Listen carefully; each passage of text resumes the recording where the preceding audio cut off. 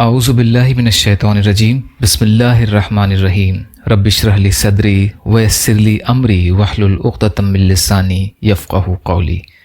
بکھرے موتی، چوتھا حصہ۔ حضرت داؤد علیہ السلام کی موت کا عجیب و غریب قصہ۔ مسند امام احمد میں ہے کہ رسول اللہ صلی اللہ علیہ وسلم فرماتے ہیں کہ حضرت داؤد علیہ السلام بہت ہی غیرت والے تھے۔ جب آپ علیہ السلام گھر سے باہر جاتے تو دروازے بند کرتے جاتے، پھر کسی کو اندر جانے کی اجازت نہ تھی۔ ایک مرتبہ آپ علیہ السلام اسی طرح باہر تشریف لے گئے۔ تھوڑی دیر بعد ایک بیوی صاحبہ کی نظر اٹھی تو دیکھتی ہیں کہ گھر کے بیچوں بیچ ایک صاحب کھڑے ہیں۔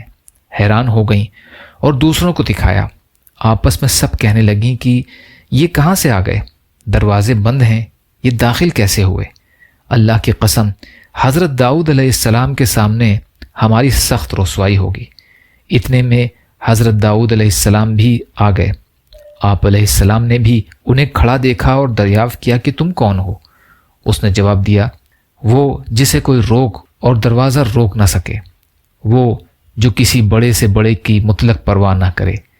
حضرت داؤد علیہ السلام سمجھ گئے اور فرمانے لگے، مرحبا مرحبا، خوش آمدید، آپ ملک الموت ہیں۔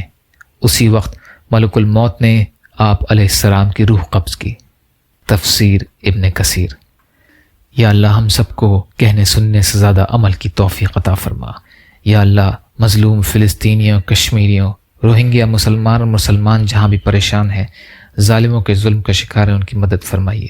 ہم سب کو اپنی استطاعت کے بقدر اپنا حق ادا کرنے والا بنائیے۔ جو مانگا وہ بھی عطا کر دیجیے، جو بھول گئے وہ بھی عطا فرمائیے۔ ربنا تقبل منا انک انت السمیع العلیم برحمتک یا ارحم الراحمین۔ لا الہ الا اللہ محمد رسول اللہ۔ السلام علیکم۔